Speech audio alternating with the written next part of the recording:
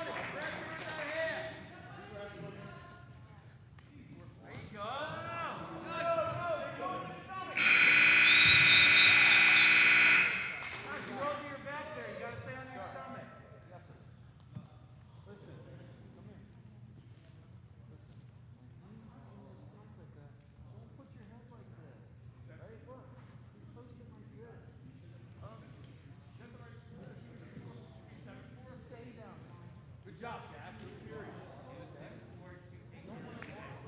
he did get kicked down first, didn't he? Yeah. All right, that's right. Sorry, second period, red choice. Red choice for second. Red's going down, second period. Right up, bud, right up. Stay on bottom. Okay, good. On an ankle, Nas. Get on an ankle. Don't let him up.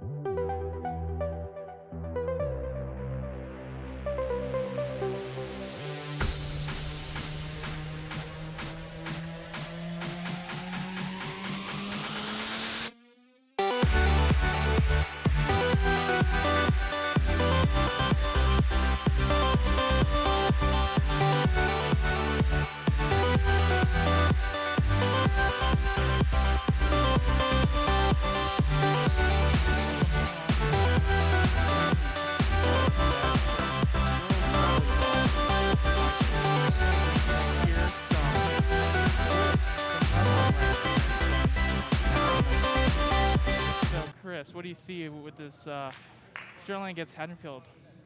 I feel that this is going to be a very tough match for Sterling.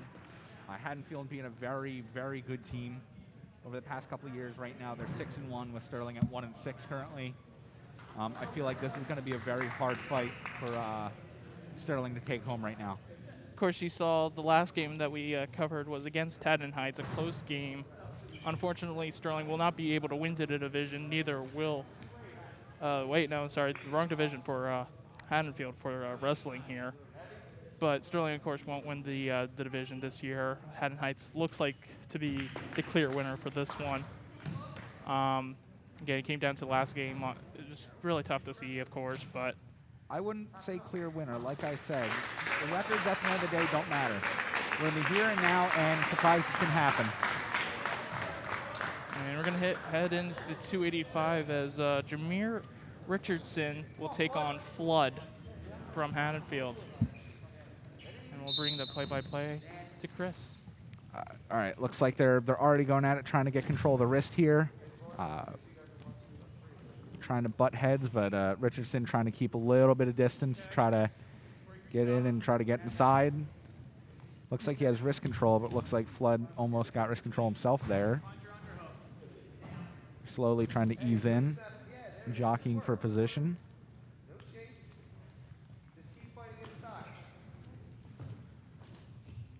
And again, we saw that one match, Jameer Richardson, during the Haddon Heights game, and he was able to get up quite quickly. It was just amazing able for him to get that pin. Yeah, for a heavyweight, he had a lot of speed and agility to him. Let's see if he can use that speed and agility to pull out a win here. It's going to be a very tough match for him because he's 2-1 with Flood at 6-1. So he's got a big obstacle he's going to have to overcome here. And based off the way this is looking, he is able to go toe to toe with him. He hasn't gotten taken down yet. He hasn't gotten control of Richardson yet. So I feel like Richardson has he has potential to take this one. A potential upset already for Sterling. And like you said, it's really right now almost deadlock even, and neither of them have managed to get the advantage over one another. There have been very few shots, and any shots that they do take have been blocked by both of them. Right now, both of them playing really smart offense and defense.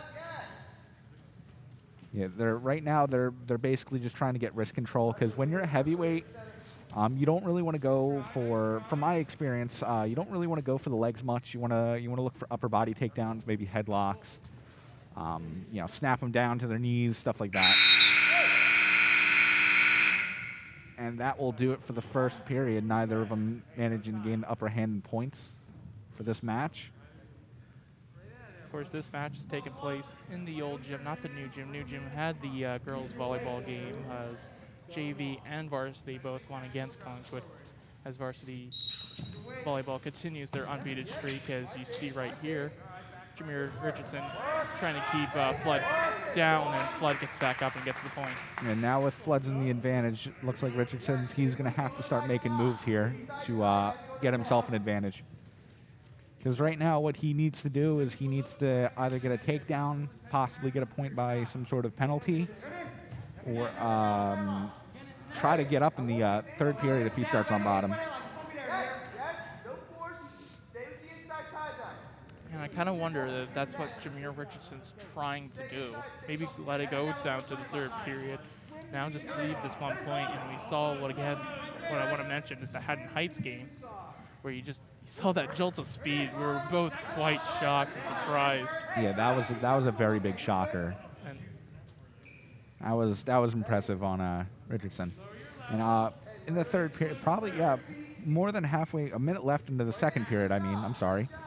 Usually this is the usual third period for heavyweights, because usually wrestling is the first period, the advantage goes to the person who's better technically.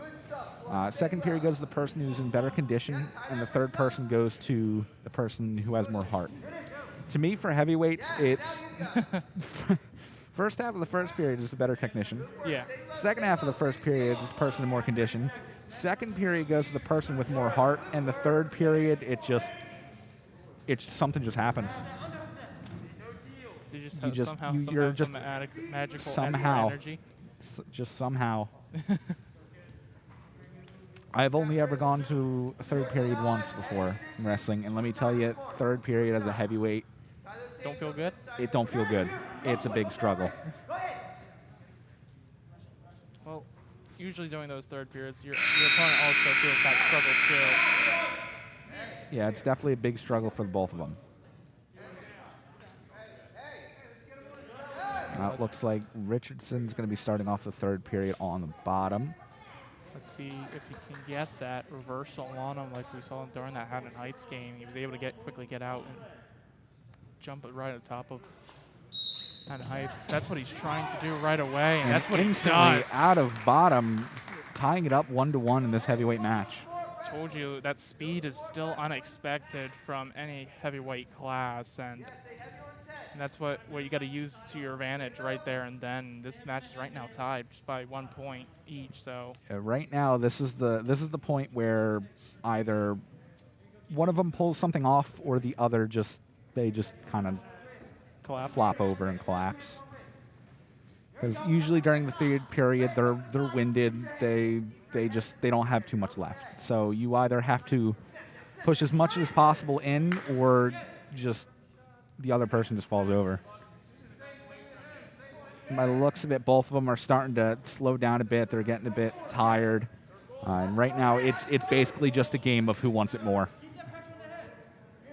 By the looks of things, it looks like more like Jameer Richardson really does have this more than anything. He could have this if he manages to get a takedown here.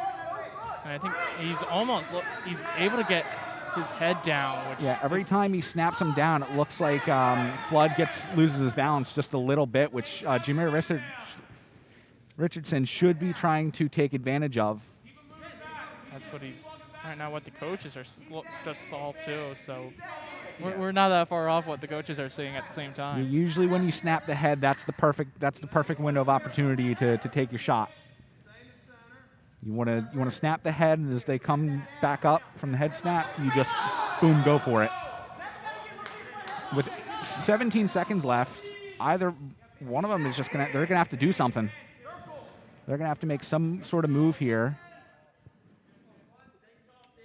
And it looks like I don't think either of them are gonna get called for stalling because both of them have seen action here. Oh, doesn't get the takedown. Sterling wants it. He does get a successful takedown, but not in time to capitalize on it. And it looks like we're going to go into overtime. It's gonna go. Both of them are in neutral here. Here we go. This is going to be. Have you ever? Now, you have said you've been in the third period. Have you ever been in overtime now? This is uncharted period for me. Uncharted. Here we go. I don't think I've ever seen overtime for heavyweights before. I mean, both of them look in top. Yeah, despite being heavyweights, they still look like they're in pretty good shape here. And with only a minute in overtime, they really have to get themselves going. Now, will the minutes of overtime keep on going? If they were to go through this overtime here, one of them is going to start on bottom. They have to escape and they have to score a takedown, or I think they have to end the overtime with one more point. Whoever gets a takedown in overtime automatically wins. I'm pretty sure. And with 4 seconds to go, it looks like we're going to go into second round overtime. And I think if Jameer is on the bottom, I think Jameer has the advantage right here. And Looks like Floods is starting on bottom here, though. it's going to be 30 seconds left on this clock, so Jameer Richardson's got to keep him down. Yeah, this is going to be a tough battle here.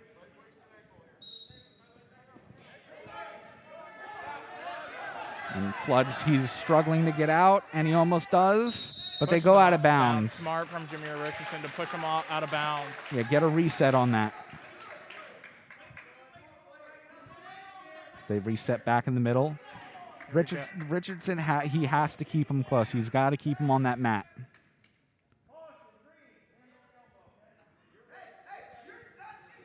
Looks like there was a caution for Richardson for hand on the elbow.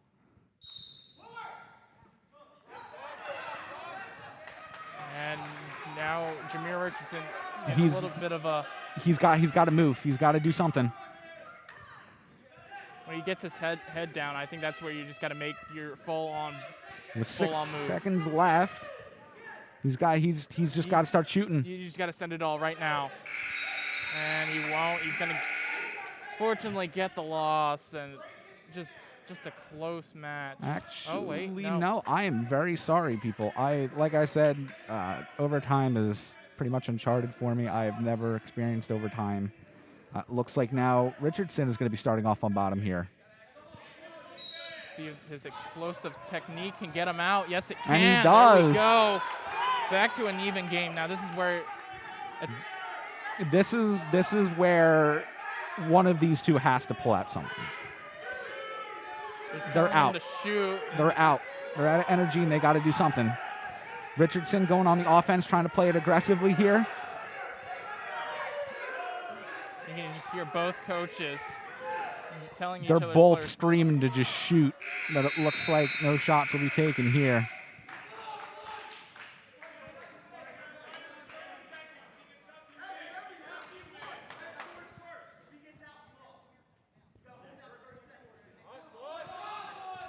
Okay, so what needs to happen right now is Jameer Richardson needs to hold on for 30 seconds. He's got to keep him on bottom for 30 seconds. Based off the way that these two have been getting out of top and bottom, this is going to be a close call. It is, and you've seen both of these players able to get out. Here we go. We're going to see if Flood can. Looks like there's another caution for hand on the elbow. Ref just telling Jameer Richardson, just be careful of the elbow. You just can't keep. You can't put your hand on the elbow because you could go out. You're actually at risk of accidentally pushing their knee their elbow the other way. My bad. And that's it. And that will be it as Floods takes this win. But even with that win, even then, that was a big surprise. I don't think Floods expected to have to fight that hard for that win. He really didn't, and as much as we wanted to see Jameer Richardson, his fair play, he's got to keep his head high. How much he's done. He's kept a 6'1" overall wrestler for So 1, 2, 3 periods, not mention a overtime period, and also 2:30 seconds. Yeah, I was very impressed by both of them. But now we're on to we go from the heaviest to the lightest here as we're now 106. And then they Sean just keep on, Amon versus Wagner. where they just keep on getting heavier. And now we go from power to agility here. Amon going straight for a shot. It gets blocked, but he's now back on his feet. Wagner almost had control there, but Amon, he's got the double leg, and he's got the two. Amon's got the two. So it looks like they're about to go out of bounds before anything could actually be done. And I was correct there as Wagner starts off on bottom. Or not starts off, he's on bottom.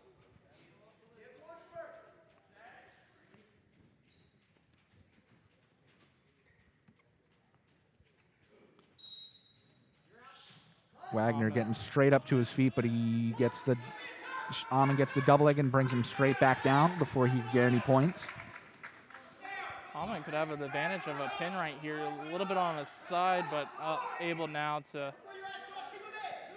He was trying to get wrist control, but he wasn't able to get it. But he locked in the half. He lets go of it to try to get Wagner's stomach on the mat here so he could gain control of him more. Right now, which he does, but Wagner gets himself up off his stomach onto his knees. Still has full control and is going to go out of bounds. But with that, Amon will still be on top. Just about 45 seconds to go in the first period.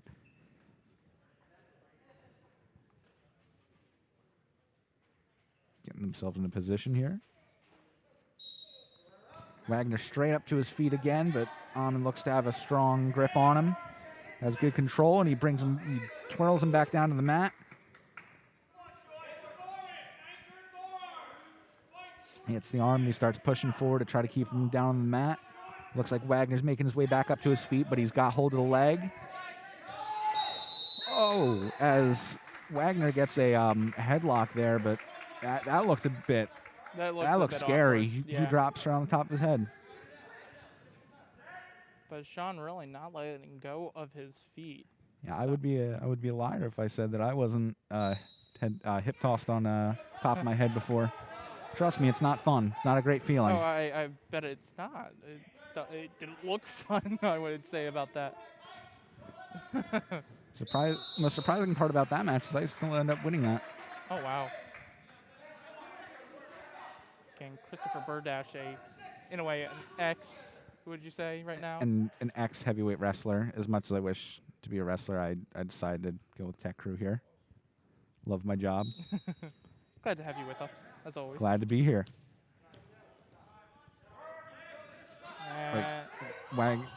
Looks like Wagner's going to have a little bit more success here with getting out, but he doesn't manage to get himself free before the buzzer. So it's going to be a 2-0 right now. Sean's going to be on the bottom this time, and of course, this is just the second period. Let's see how Amon does on bottom here.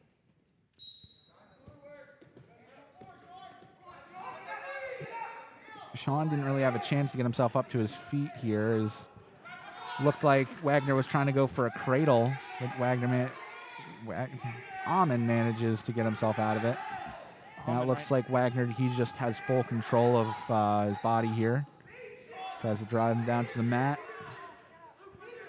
Amon gets up to his feet for a couple of seconds there. Amon in a tough position here, but he manages to get himself out and back onto his stomach. But now Wagner has a half in. Amon managing to fight off the half, turn himself onto his hip to avoid being rolled over to his onto his back. Right now, Sean's been fighting all the way through this battle. Sean right now is an overall of a 2-5, and Wagner is 4-3. It looks like Wagner, he's got him, but he couldn't suck him back into a half there. As he actually has another half in, but he's still not having too much success with the half. As Amon, he's spinning in circles to avoid being put in the half. Looks like Amon's headgear is actually coming off here. They might have to stop it just because of his headgear. I think that's what the ref might be doing in a minute. He's looking at it. It's getting close to no, actually it still looks pretty good there. Wagner's he's really got himself locked in here. Amon is struggling to keep himself from being pinned here. With 15 seconds left to go, Wagner has to make a move in order to get a pin here. He's been having sort of success with his pins. He manages to get the half in. He manages to run her around, but he's never ever able to get the points. He just hasn't been able to get the near falls or posturing pins. And Sean Amon has been, not a good job offensively, but defensively, he's done a great job. Definitely. Now with Wagner starting off on bottom, starting the third period.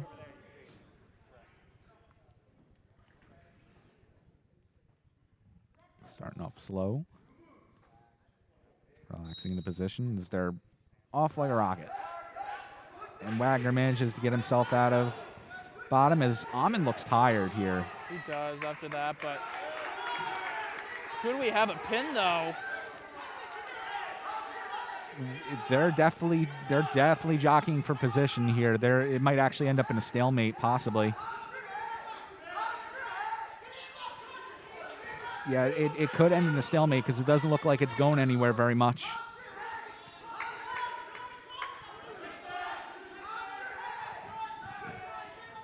I don't think it's going to end in a stalemate. Actually, yeah. Wagner gets the 2 here. He manages to finally get that shot through. Wagner right now leading with 3. With just over a minute left to go, and he cinches in another half, but Again, Amon fighting out of it Oh, as they're gator rolling here, but Wagner almost had Wagner in a pin there as he gets himself back on top. Coach, in a way, as a coach, you would probably say you like it, but you don't like it. At the same time, you had a chance to get him on a pin right there. Yeah, but you're kind of liking it because you're right now back to dead even. Yeah, it's one of those situations where like it's good, but it's not good at the same time. And right now, time's becoming a big factor. Yeah, with 37 seconds left to go, with Wagner with the advantage of 4-3. No, Amon has to get still 3-3. Yeah, still 3-3. Now it looks like he got the 2. So either way, yeah, he's got the 2. So it's going to be 5. Yeah, either way, Wagner's in the advantage. Either way, looks like there was a call for stalling there, possibly, and it looked like the point was given to Wagner, as there's now 6-3. With 6 seconds left to go, it looks like Wagner's going to take this win for Haddonfield.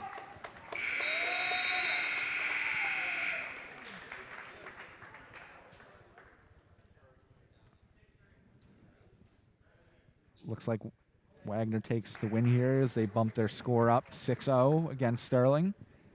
It's going to be very interesting as we're going to go up to the 113 matchup where it looks like it'll be a forfeit. Forfeit.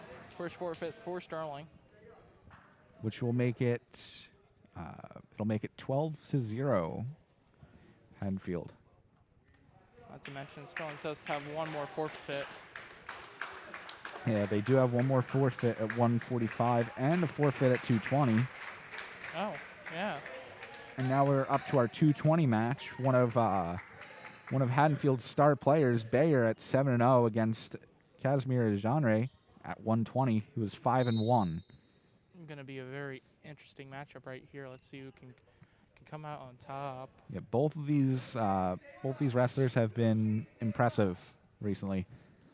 Genre has been doing really good with the signature move, the Bulldog, and just the current impressive record of Bayer.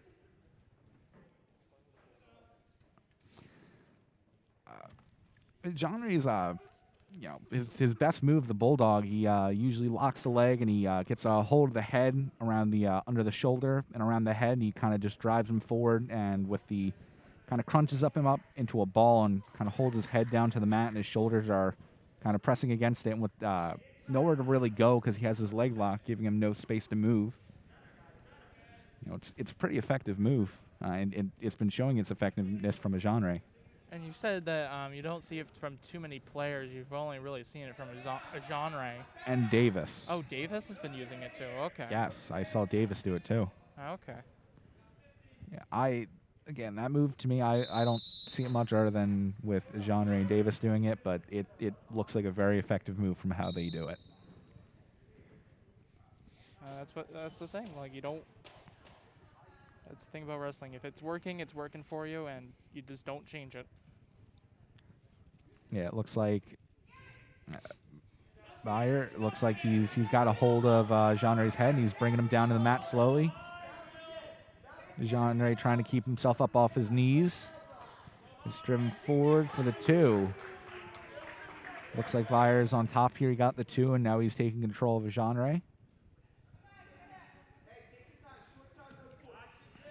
Genre trying to go for a reversal, and he gets the reversal. And he's going to go for that Bulldog now. He could possibly look for that Bulldog, but Bayer looks like, he does get that leg lock, but now but he doesn't manage to do any more with it as we end the first period. So let's see who's going to be on the bottom. Definitely an interesting matchup here. As soon as we saw that takedown, we weren't sure what was going to happen next, but Genre instantly replies with a reversal. With a reversal himself, yeah. Yeah, an impressive one. Again, sometimes these records really don't say a lot. Again, we saw the Richardson against Flood. Richardson just 2-1 and Flood 6-1. Richardson put up a fight against Flood and just going into deep into overtime, really into, for us, uncharted overtime. Yeah, like I said, at the end of the day, these records really don't matter. We're in the here, we're in the now, and it's just the better wrestler comes home with the win. Looks like he gets cross faces. He's trying to gain control, but looks like I think it might be a stalemate. I don't think that was a stalemate.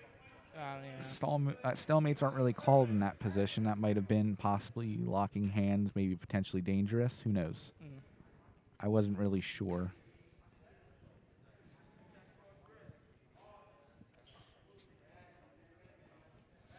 The ref stopping to talk to a genre here.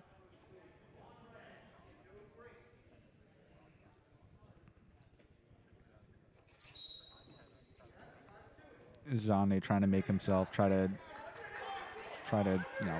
get himself into position, anchor himself, as it looks like he's going for a reversal, in which he does get here. Bayer instantly quickly makes his way back up to his feet, as now they struggle to get back on top, as Bayer does get himself up to his feet, making it putting Genre still in the lead 4-3.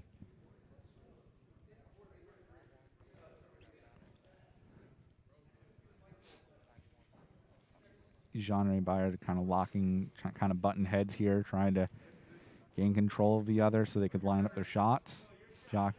We're jockeying for position there, but now they back up to reevaluate the situation. Bayer constantly trying to go for the head, but Genre blocking every single time that he does try to. This time he does get the head, and he's gaining control of it. Trying to get him close, trying to get an angle on Genre. Looks like Genre manages to circle, keep himself from anything happening. He does get a hold on the leg there, but Bayer manages to move himself away from it. With 9 seconds left to go in the second period, it looks like we could end off this period with a Genre in the advantage 4-3 in this matchup.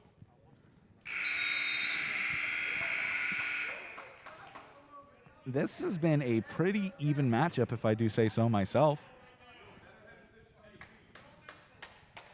Yeah, it looks like a pretty even matchup, and both of them have done pretty impressive stuff on both halves here. They really have, and these really past couple matchups, there's really nothing much to separate between them, just by like a couple points between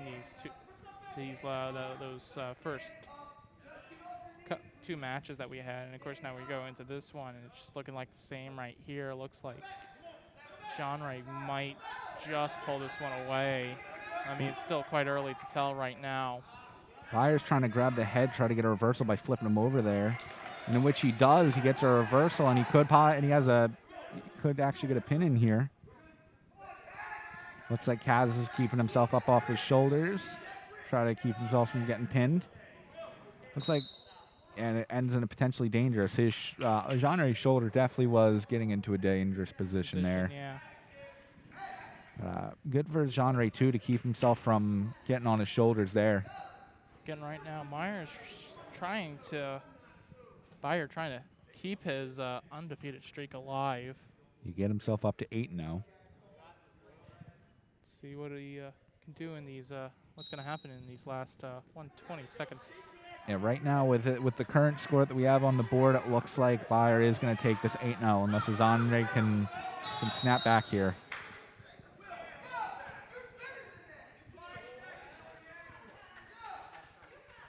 Something happened there. I think that might have been the stalling, maybe? I'm not sure. There wasn't stalling. I think it was stalling. It might have been against something you shouldn't have done. I don't think it was stalling, though. I don't know what was there. Genre could possibly have another reversal, but his reversal gets blocked. But it looks like he's still trying to get that reversal in. Now it's just the Genre trying to keep himself from rolling onto his shoulders, which he does get himself onto his stomach. With 50 seconds left to go, Genre has to either get a reversal or get out of bottom. It looks like Bayer, he's just putting all the pressure that he needs to keep his advantage here. Genre, he's slowly trying to make his moves here. Looks like Bayer does get a hold of the arm. Jean-Ray trying to line himself back up for another reversal, but that reversal gets blocked too as he gets a hammer arm in here. The Jean-Ray does get a hold of the leg, but with 10 seconds left to go, Bayer could possibly take this one. Actually, He no, gets and a it! reversal. In the final seconds, Bayer's going to be defeated. By And he is. Jean-Ray. Jean-Ray taking the win 6-5 in this 120 matchup, defeating Bayer and snapping his undefeated streak, now making him 7-1.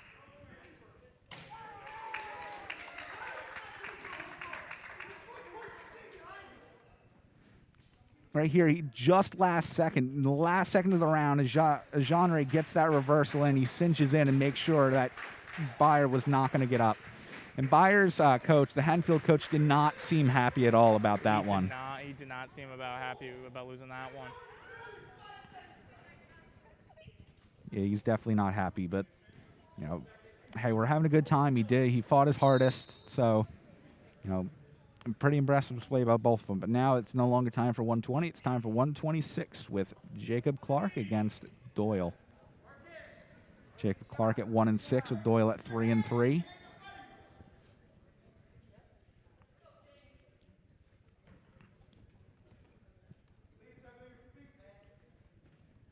Of course, Jacob Clark, one of our tech crew members. Of course, you heard him during the winter basketball season, of course.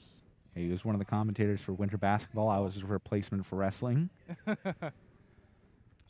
Yeah, now he can, you know, do what he loves to do, wrestling.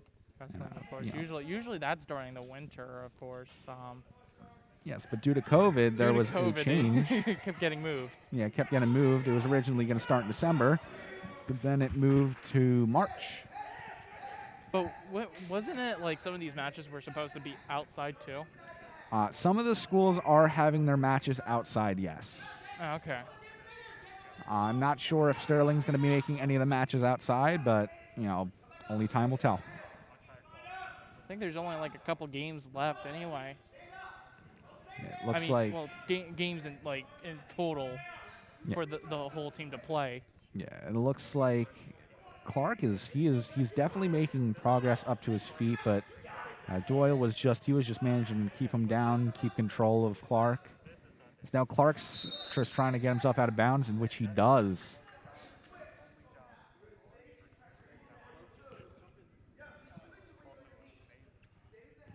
With just under 30 seconds left, you know, Doyle definitely had control of this match so far, so this is going to be... Well, Doyle's coming in 3-3 with Clark going in 1-6. Of course, you saw that one win against the first match that we saw, and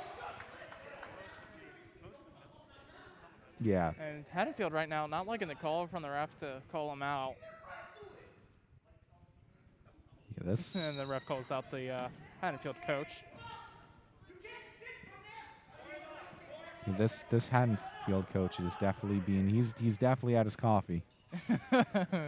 He's really vocal on what he's saying right now. He's very vocal, and he's not afraid to be loud about it. Mm-hmm. He's not afraid.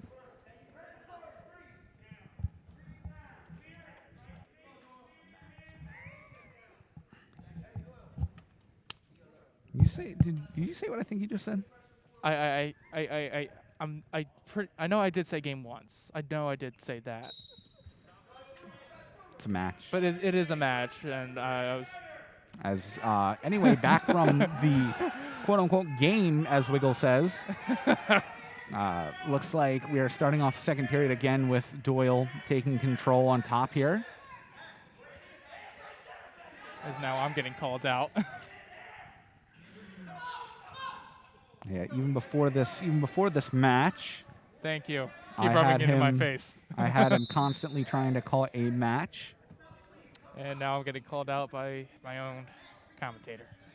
Thank you. Yes, I am. Thank you. I'm telling you, I'm probably going to say game one day, and then the world's going to implode on me. I cannot wait to catch you on that. You do not know. That day will be the day. It looks like Clark gets himself back up to his feet to get himself, get himself a point. So now he could have potential to get himself in the advantage with a takedown. Looks like how it's going. It's gonna be a little bit hard for Clark to get that shot in, because Doyle he's done a phenomenal job so far. Yeah, both of these wrestlers, again, all of these matchups have just been nail biters to the end. Yeah, all of these matches have definitely been crazy matches that have definitely surprised us. And again, I like to say the matchup between Richardson and Flood was just a great one to start off with. Yeah, it was definitely a way to open everyone up and get everyone warmed up and ready. And right now, Clark could be looking at a little. Could we see a pin out of Clark? Maybe. It looks like he has a cradle cinched in. It's getting there. He's just hasn't been able to get him on his back. Doyle has just done such a great job keeping himself from getting onto his back. Oh, there we go. He's got he's got points. Yeah, he's definitely getting back points here. But he will not take the pinfall here. He will not take the pin, but at least he got points. That's really what really matters in this. Right now, they just need to win. They are still in position to take this match home. They're not in any risk of losing here. But just a win would be nice. Decision, pinfall, tech fall, whatever they need to do. We're gonna have a little talk between the ref and the Haddonfield coach now.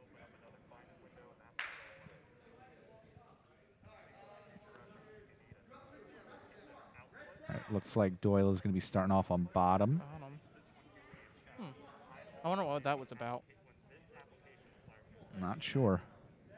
The world will only know between the ref and the coach. Doyle straight up to his feet and back into a neutral position, as they are now tied up 3-3 in this matchup. Clark now got to find a way to get a point here. Right now, just a takedown would help. And he does. And Clark does get a takedown. Could be looking. He's looking. Could be looking at a pin too, possibly. He's got two. He's just isn't. He's not managing to get him onto his back, but he almost does there. And it looks like he does have a pinfall attempt here. With a minute 19 to go, it looks like he's got him nice. He's got him snug in there. He just needs to get his shoulders on the mat here. Doyle doing a great job keeping his shoulders off the mat. Well, looks like Doyle slowly getting himself off his shoulders, but no, he gets himself back down onto it. Clark manages to make an amazing maneuver to get his shoulders down. Oh, and he's gonna try to get to his stomach, and he gets to his stomach. He gets to his stomach for a near fall. Clark is definitely taking control here. It looks like he's going for a power half, possibly. He's gonna get 3.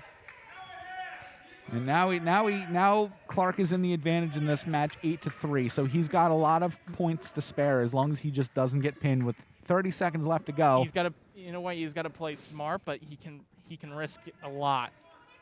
I wouldn't say risk a lot, because any risk that you take is pin potential. Pin potential, yeah. And it looks like that tussle ends off in a potentially dangerous. And someone's mouth guard's still on the mat. I don't know if the. I don't have the and Clark points out the mouth guard there.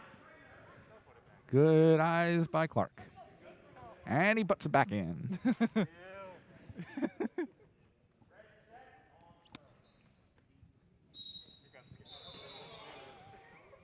Something happened there? I think Clark went a bit early there. I think so they had to restart the position. For a minute, I thought I was going to get told off again, saying that I said game again. I was like, oh, not this again. You just said game there. I kept saying match, or said match up between these two players. With 4 seconds left to go, looks like Clark is going to take this match. This match. This match, yes, this match will be going to Jacob Clark. Now closing that gap of Haddonfield's lead, now 12-6. As we move on to our 132. Looks like for 132, for Sterling, we have Kevin Stubbs, and for Haddonfield, we have Duncan. It looks like these two have a mirroring record. Stubbs 4-3 and Duncan 3-4. Again, most of these matchups have been really, really even, and this match, I am surely, by the looks of things already, is going to be the same way. Yeah, based off of what this stuff is telling me right now, records do not matter.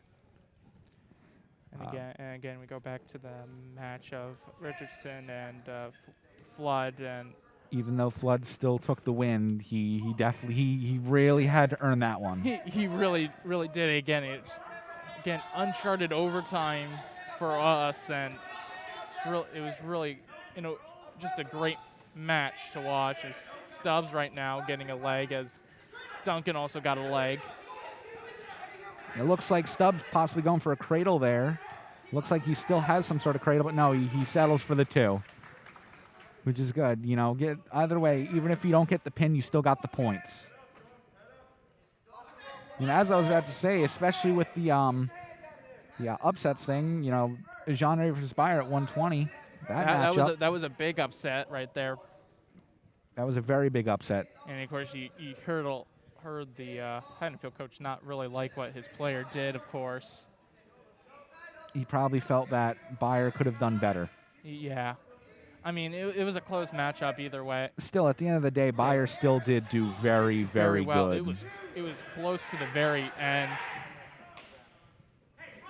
Looks like Duncan has control right now, but Stubbs slowly making his way back up to his feet. And he almost gets out, but Duncan quickly. Dangerous. Potentially dangerous there. Duncan did smartly grab the legs there and keep the takedown from happening. Or even get the reversal.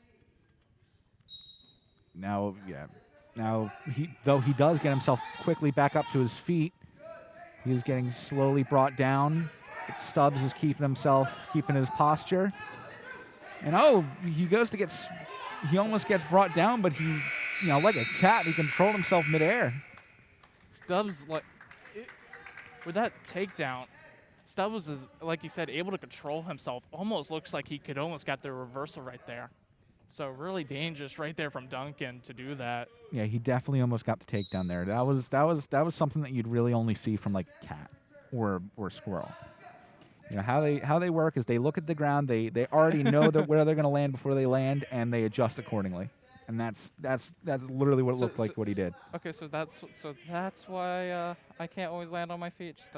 You just don't picture where you're going to land. You can't picture yourself doing that stuff. I just don't have that squirrel or cat-like reflexes right there. You do not. Bayer went for a takedown there, but it was blocked by Stubbs. They're now back to their feet, jockeying for position. As Stubbs gets a headlock takedown there. Looks like he's going for a pin, but Duncan, he is really turning them shoulders, keeping himself from getting pinned.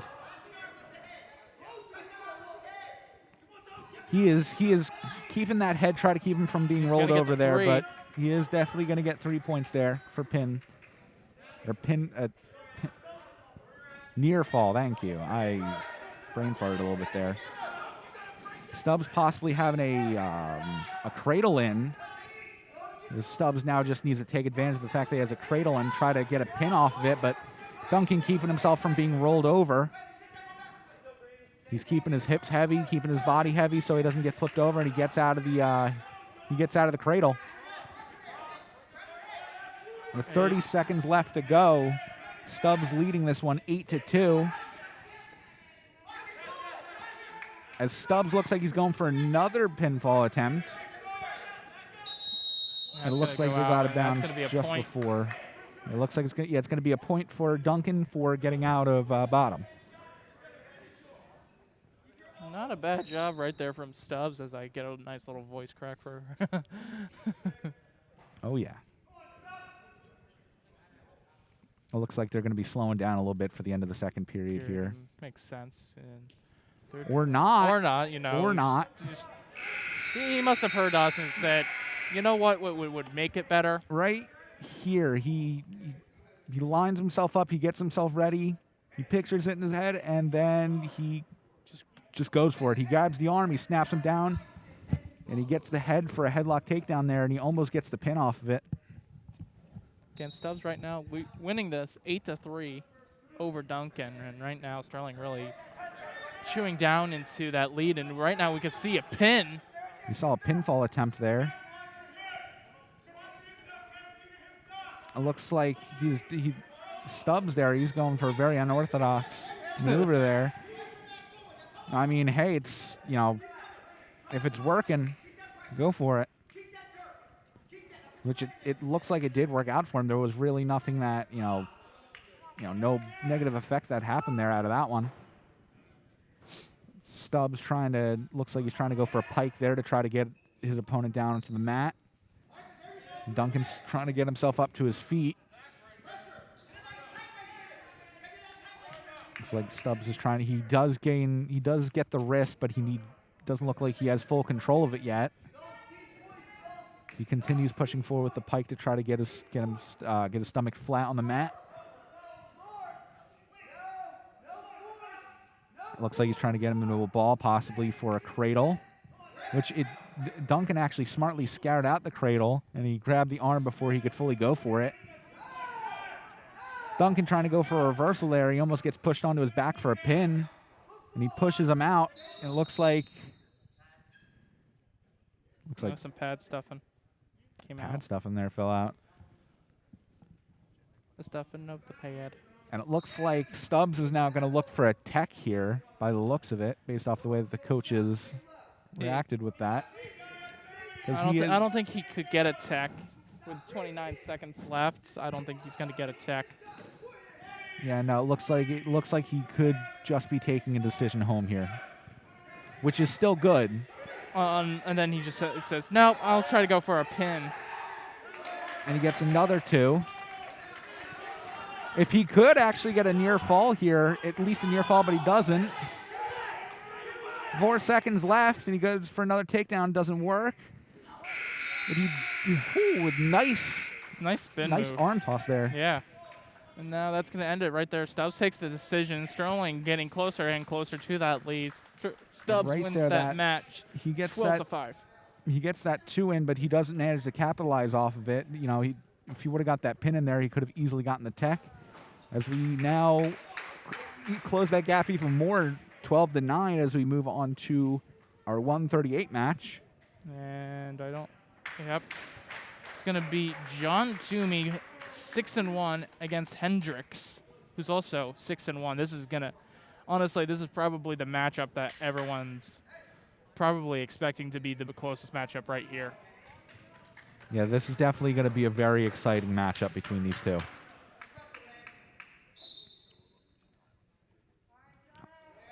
Both of them starting off with a bang here as John gets head control. Trying to get inside, but looks like Hendricks had head control there for a second, but Toomey manages to get control of the situation and get the 2. Has control of the arm as he tries to hold him and get a takedown, and he does take him back down onto the mat. Looks like Toomey trying to get control. Toomey just trying to keep him down, even though that means that he has to go out of bounds, but he's just going to try to brings him back in bounds in a way. Looks like he's just trying to get control on top so he can work on his pikes, his ball arms, ball and chain. Looks like they go out of bounds before anything else can happen. Right here, he almost gets slammed down on the mat, and he manages to get himself out of a headlock to get the 2. With Toomey on top. Hendricks straight up to his feet, but he gets lifted and brought straight back down to the mat. A nice mat return there. That was very nice. Toomey getting a hold of the leg there to keep him from getting up. It looks like Hendricks has hold of the arm, and he could actually get a reversal off that by flipping Toomey over. But it looks like Toomey has good control of himself here.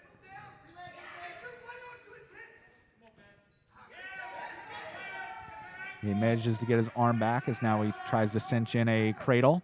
Yeah, that's going to go. It looks like it's about to go out of bounds here. Yeah.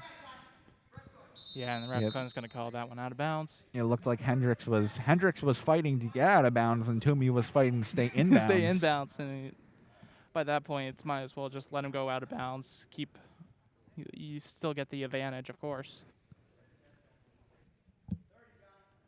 Yeah, definitely. Try to get yourself, maybe let him out of bounds based on the situation. Get a reset. Mm-hmm. Oh, almost in a dangerous situation was Hendricks. Hendricks made a tricky move there that almost ended badly. I mean, how many times have we seen that though, in a match, like gets in a tight situation just like that. And he tries to do it again, but Toomey he holds him. Honestly, by the second time, even by the first time, you don't want to even try that again. Even after the first time, by the second time of that happening, you might want to reevaluate. You might, yeah. Especially just how long Toomey held that too. Yeah, he had a strong grip on Hendricks there. He almost actually pushed him onto his back, but he managed to get himself out. As we start off in the second period with Hendricks on top. Toomey going straight for a reversal, but he does manage to get out for 1 point. Could possibly get another takedown for 2, but it looks like they are going to reset back into neutral. Hendricks with a shot, sprawled by Toomey. As Toomey gains head control. Hendricks almost got a takedown there, but Toomey quickly moves out of the way of it. But he does manage to get the 2 there. As Toomey again, he's scrambled to try to get out of bottom, but as a result, they go out of bounds. Toomey leading this match 4-2 with a minute and a half left to go in the second period. Again, this match right here has just been back and forth battling right here against two probably. I don't know. Toomey has been a bit dominant here. He has been the dominant figure in this match here. It has, but that's not to discredit Hendricks. Hendricks has been doing a good job reducing down those points for Toomey. Toomey again had 2 shots to pin him.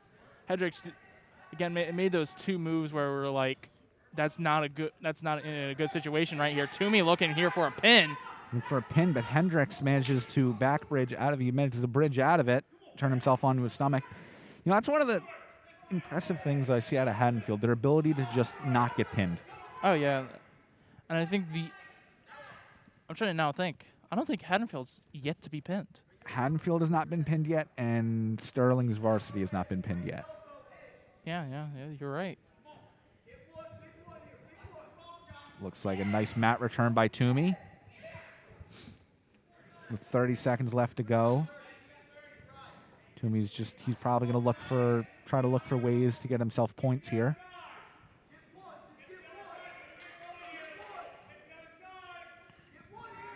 Hendricks slowly making his way back up to his feet. Toomey bring him back down and almost getting another pinfall there. I almost say, I'm too a little afraid to say this, but I think Toomey could get a pin right here in the third period. Right here, that was a nice scramble into a reversal there as Toomey gets some self-control on top for 2. Going into the third period with Toomey ahead 6-2 in this matchup. Toomey's going to be on top, so he's going to have to keep Hendricks down. He's going to have to keep Hendricks down. He does have room for Hendricks to get up here, but being able to keep him down would be good.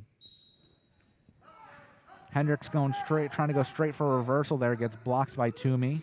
As they know, they go, back into what they do here. Of course, if you're like a senior like Toomey, you probably wrestled the same guy for a couple years in a row. You've probably wrestled them a couple of times. You probably know him. You've probably become friends with them. Yeah. The whole spiel. The whole shebang. Yeah, they've probably wrestled a couple of times. They probably know how each other wrestle. Whoa. And it looks like Almost dangerous right there, actually, for Toomey. Hendricks. Yeah, Hendricks almost actually made something out of that there, but Toomey was smart enough to push himself backwards to keep himself on top. Yeah, Toomey did right there, did a full headstand right there. Yeah, he was basically he was handstanding there. He was upside down. Hendricks up on his feet, but Toomey with a mat return. Potentially dangerous call there. I think it was because he had a lock on the hands when he brought him down onto the mat. Well, not locking hands, but he had a hold of the. He had a grip. Yeah, I know what you mean. I've slowly become used to the calls of the sport now, thanks to you. Of course, I keep. Oh. Hendricks again going for the same thing that he usually does, and again it's reversed by Toomey as he almost cinches in another pinfall there. At least a pinfall attempt. Toomey lock, not a half. What am I thinking? What are you thinking here? He gets a bulldog though. He's locked in a bulldog. Toomey's trying out a new move here. With 30 seconds left to go, he could not get that bulldog. He had the bulldog cinched in, but he just couldn't get the drive forward to finish it. With 13 seconds left to go, I think Toomey's probably going to take this one to tie it up 6-2 for Sterling. And Toomey will bring this matchup to a tie right there. Toomey's now going 7-1. Hendricks goes 6-2, and now Sterling, as a total as a team, is now 12-12 with points. They're definitely tied here as we move on to a forfeit. A forfeit right here. As soon as we tie it up, Haddonfield gains another advantage in this matchup, with Haddonfield now leading 18-12. As we move on to our 152 match now. It's going to be... This 152 match is going to be Christopher Salto at 2-5 against Alexander at 1-4. Chris Salto entering this matchup 2-4. Of course, he's just said Alexander going in this matchup 1-4. With a very close record here. Even though I do say that at the end of the day, records don't matter. They have very close records, so I feel like this is going to be a very even match. I feel like any person with like the name Alexander, I feel like they're always like a great fighter, just because, you know, like the Kings and all, like the great Alexander. Well then, as we were saying, we are starting off 152. We're starting off strong as we start to slowly move from agility to explosiveness. And I just went into a spiel that no one really cared about.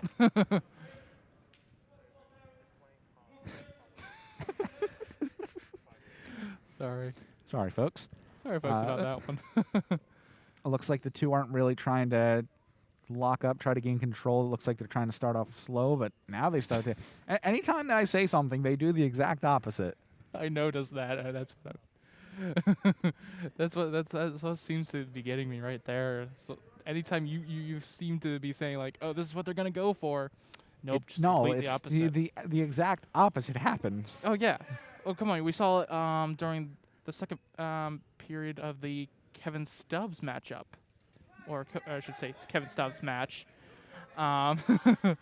Was that like it was just mere seconds, and you're like, oh, they're just gonna take it slow, and then Stubbs all of a sudden just bolts. Yeah. Looks like Alexander there gets 2 points. Alexander gets 2 points right there. Great takedown by him as they drive themselves out of bounds. And just like especially with the genre match too. Yeah. We said that Bayer was going to take it home, but 5 seconds left to go. Genre makes the reversal and shocks everyone. Right now we got one more forfeit coming up. But that's not till the last match. That's the very last match. So just like the Haddon Heights match, they have to end off with a forfeit. Well, no, they have to end this match with more than 6 points. They have to have a bigger. They have to have a lead of more than 6 points.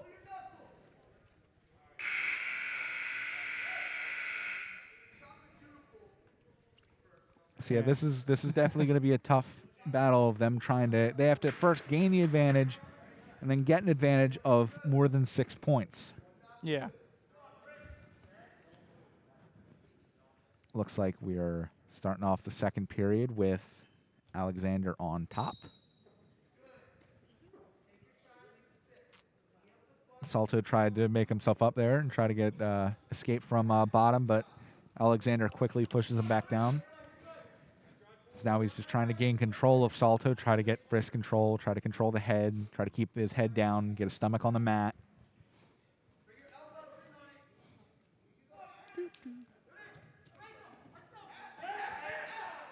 It looks like Alexander could have a pinfall attempt here. But it looks like Salto's keeping himself calm, keeping himself collected, keeping himself, making his way up to his knees. Are you humming? I just, when he said making his way up to his knees, I thought of the song. I think everyone knows what song I was thinking of. It's Anyway, looks like Alexander has been in control on top here for the majority of this period here. Salto still keep himself from getting pinned. Yeah, you're doing a great job, of course, and you've seen a couple times where he was getting close to being pinned, able to keep himself onto his stomach. And As Salto Chris almost gets a reversal in, but almost he gets doesn't manage to complete it. But now it looks like they could possibly go to neutral here. I don't think so. Salto almost gets pinned there, but he manages to get himself onto his stomach rather quickly. It looks like they're about to go out of bounds here. Yeah, it's going to head out of bounds. With 20 seconds left to go in the second period, looks like there's not going to be much of a distance and lead by Alexander in this matchup here, as he still only has 2 points above. Between Chris Salto.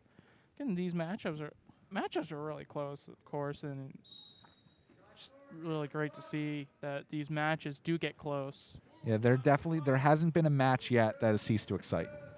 Oh yeah, and like I said, the first one that really brought it into a bang, and the start it was going to be close, was again that Richardson and Flood match. Yeah, you never expect the heavyweights to take it that far. Take it that far. As I also caught myself trying to say game, stopped myself, and said match. You're on the right track. I'm on the right track of my wrongdoing of saying.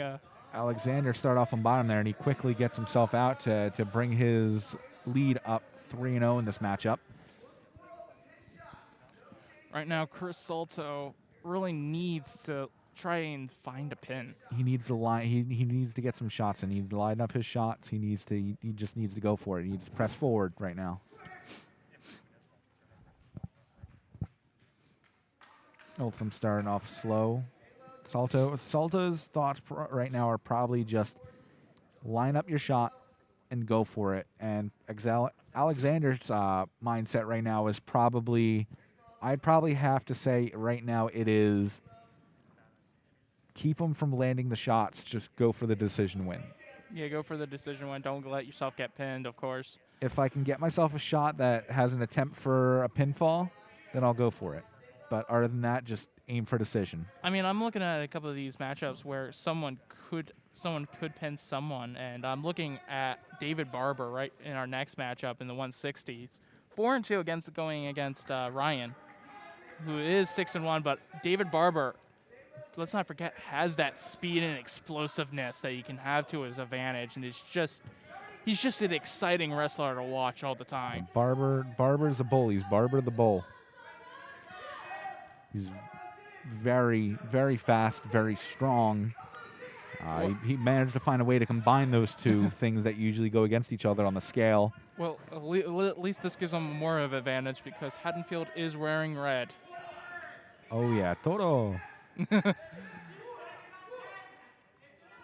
Looks like with 9 seconds left to go, Alexander's going to take this one 3-0 for the decision to bring their... 3-1, I think. No, or not. I could be wrong. Yeah, I was wrong. It looks like they gain another. They widen their advantage now 21-12 in this matchup. As we move on to our 160 match. Again, David Barber, who we were just talking about again, going against Ryan.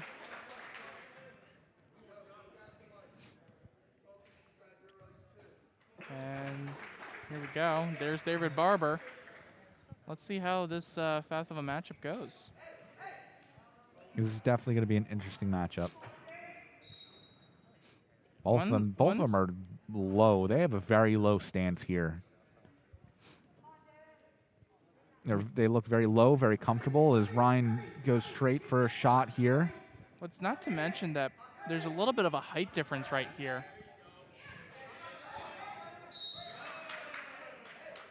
Ryan goes for an impressive shot there, but Barber manages to avoid it. Manages to get himself out of bounds to get a reset on that. Yeah, there's definitely a height difference here, which could play against which could play in Ryan's favor, I should say. Barber, he's got to use his explosiveness to escape out of these things. So he's got to use his speed and his power to not only go in for the double leg, but to be able to. Something fell off there. Yeah, that's his. His cap fell off. Yeah, cap fell off because of his for his hair and all. Looks like they got to put it back on. So it looks like we're at a bit of a pause here. So yeah, I feel like this matchup is going to be a very interesting one. It's going to be a very entertaining one. Again, Sterling right now needs to win a lot of their right now. They need to win this one. They need to win the next one. Pretty much just win right all now, of them. They have 4 more matches to try to get themselves at an advantage here. And let's just say they all go. Let's just say that they all go to decisions. So that's 3, 6, 9, 12, and 15. That would not get them a win, I think. No, wait. No, it would. It would. So because they with the forfeit from with the Haddonfield getting the forfeit, that would lead them up to 27. With Sterling getting the 5, of course, 5 plus 2 would equal 7. So actually, we'd be in a tie, wouldn't we? If these 4 matches are to end in a decision for Sterling, yeah, we would be in a tie. We wouldn't be in a tie. Oh wow! And I wouldn't know what they do from then on. I think if matches are to end in ties, I think the team with the most pins. And no one's been pinned. No one's been pinned. I could be wrong. Don't take that as factual. But it looks like Ryan gets a takedown at 2 there. Yeah, but they have to go all decision wins here for a tie, and they have to get at least 1 pin. At least 1 pin for the victory. Yeah, they just need to win everything else. They need to win everything else, the decision and all, and 1 pin. That's it. Come on, guys, you can do it. Yeah, all Sterling has to do is not lose. Yeah. It's quite simple, right? Right, Chris? Simple as eating a piece of pie. It sounds simple, but it can be a task, especially against a team like Haddonfield. I know you're facing probably against one of the best teams to ever face in our in this division. In this division right now, yeah, they are definitely one of the best teams out there right now. Ryan, he's been pretty well on top against Barber here. Looks like he has a pinfall attempt here. Looks like he could have a pin. Looks like Barber's keeping himself off his shoulders.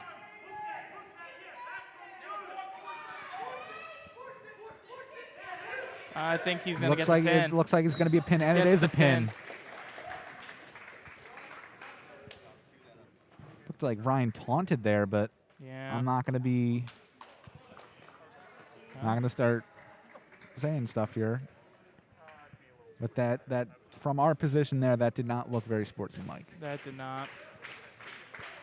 As we move on to our 170 match, it looks like it'll be Max Lopez going up against Caruso. Both of them are currently 2-0, so one of them is getting their first win tonight. Yep.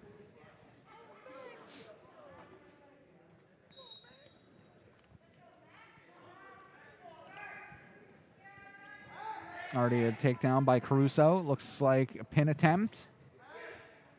Looks like there is a pin as Caruso goes home with his first win tonight. He had the shoulder, he had the entire arm locked up, and there was just no room for Max to move there.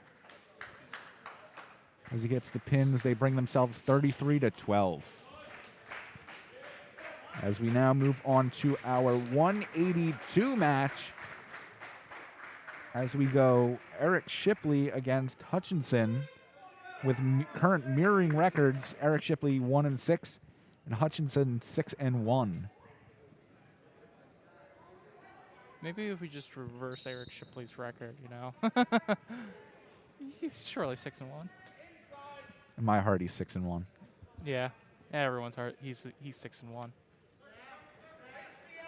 So they go straight to it, trying to gain control here, trying to get control of the head, get control of the wrist, wasting no time. Again, Eric Shipley, one of those football players again. He's one of the football players, so he's definitely at his weight training. Yeah. Again, just those two sports really go well together, wrestling and football. Yeah, they definitely go really well. Especially with how physical the two are.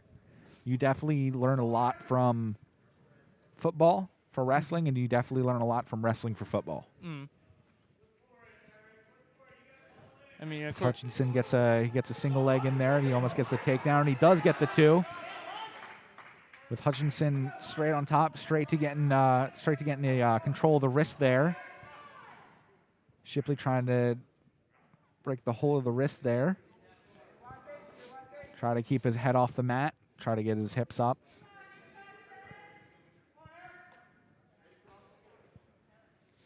And Hutchinson's trying to drive him forward.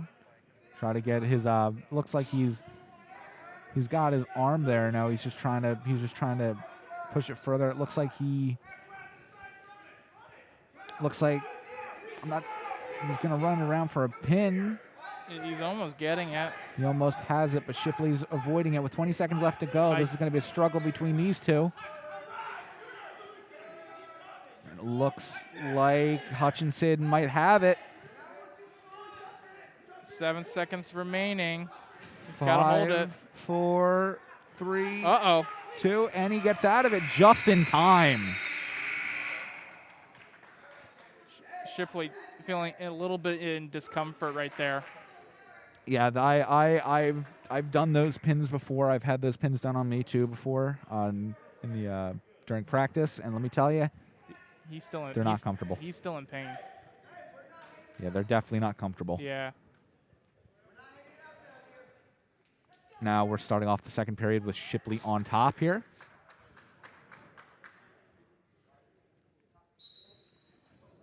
Hutchinson trying to get himself up to his feet, but Shipley quickly driving back down to the mat. But Hutchinson quickly recovers and gets up, and it looks like they're back to neutral as Hutchinson gets a point, bringing his lead further, 5-0.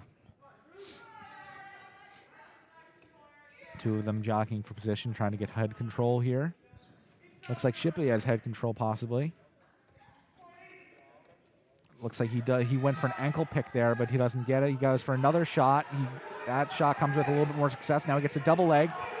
Hutchinson sprawls. Shipley holding the legs to try to keep any points from being given out. That shoulder's coming back in play right there. He's definitely in a lot of discomfort after that last round.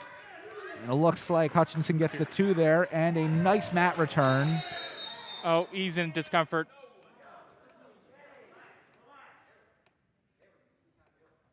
He landed hard on that shoulder there. That did not look very fun. No. Green's going to get it. Eric Shipley's going to get a point here, and the refs likely might check on him. That did not look pretty. That definitely was not pretty. He brought him up, and he amazing mat return. Don't get me wrong, but Oh, yeah. that did not look pretty for him to land on his shoulder like that. Shipley quickly trying to make himself back up to his feet, but Hutchinson quickly slams him back down onto the mat.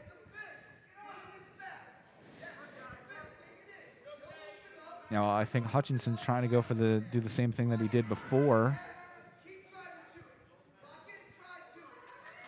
Shipley trying to avoid it, but it looks like Hutchinson has locked in again, possibly. With 40 seconds left to go in the second period, could we see the same thing happen as period 2, or could he survive the time, or will he get pinned? Well, right now, it doesn't... It looks like he's doing a good job keeping himself off his back here. He's keeping his hips heavy. He's keeping himself from rotating too much. Oh. But it looks like with 15 seconds left to go, it looks like there is a pinfall attempt here as Hutchinson is getting points. Is he going to call it? Yes, he does. He does. It looks like that is a pin. It's right here. We couldn't really get a good shot there, but he does manage to get the shoulders down as we can, by the ref's call. Looks like that was a pin, as looks like with our last match before the forfeit, we have 195. It's going to be Jeremiah Davis. Jeremiah Davis against Carroll, I'm sorry. Carroll, who is 0-2. Jeremiah Davis, 6-1. I'd probably say that Jeremiah Davis is probably one of the sterling star players, so I feel like this is gonna I think Davis is probably gonna take this one. Again, even though they probably won't take home the entire match, I think Davis is probably gonna take home this one. So you're going Davis against. Quickly trying to Wait. So I gotta say this. So you're going against your own words that records don't matter here. I mean, I'm not saying off of record, but I'm just saying that Davis has been such an amazing wrestler based off of what we've seen all season. Okay. I wanted to clarify. That's all. Oh. Like his nose might be bleeding. No, his eye. His eye. His eye. Got him in the eye. His hand kind of got him in the eye, and right now, I'm just gonna talk to him. And it's like, it's not your fault, dude.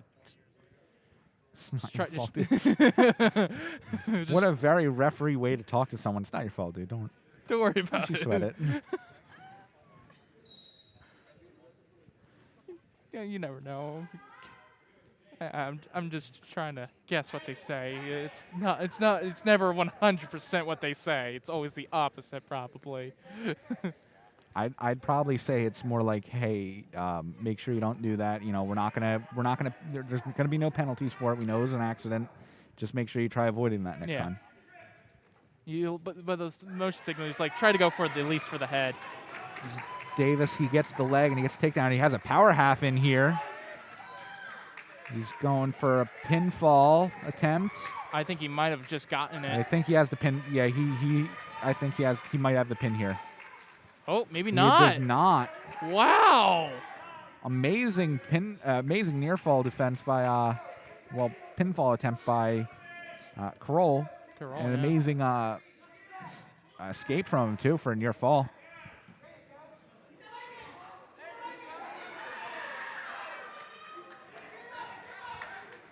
With 15 seconds left to go, Davis is in the lead 5-1 as Davis gets in 2 pins there, but Kroll manages to escape both of them and get himself back up to his feet to neutral.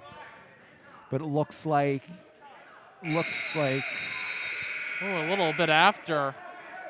Amazing takedown there, and he drives him forward onto the mat to keep his head down as he goes straight for a power half. A very disrespectful thing by everyone got rowdy there. That was Wow. Whew. I was expecting people to start screaming, Jerry, Jerry. Me too. Whew. That got heated. That did. Jeremiah trying to get up Starting now. off from bottom as he makes himself up back to his, gets himself back up to his feet, and he escapes for a neutral there. Oh, and this is definitely going to get heated. This is going to get heated really There well. is- Yeah, there's- you got as a coach, you got to tell him to calm down. Yeah, and it looks like Davis has another pinfall in here. It could end up in a near fall as Kroll is getting himself onto his stomach, but he managed to. Davis doing a good job keeping him on his back. As it ends in a pin, Davis takes the pinfall victory. Oh, he does not want to take the handshake from Jeremiah Davis. He locks the head and he locks the knee too, and he just kind of pushes him. He drives him forward and puts him down on his head. He rolls him through, and he gets on top for a pin. Oh, we are there's gonna get a 220. forfeit. We are gonna get a 220. Looks How like does Haddonfield respond to this?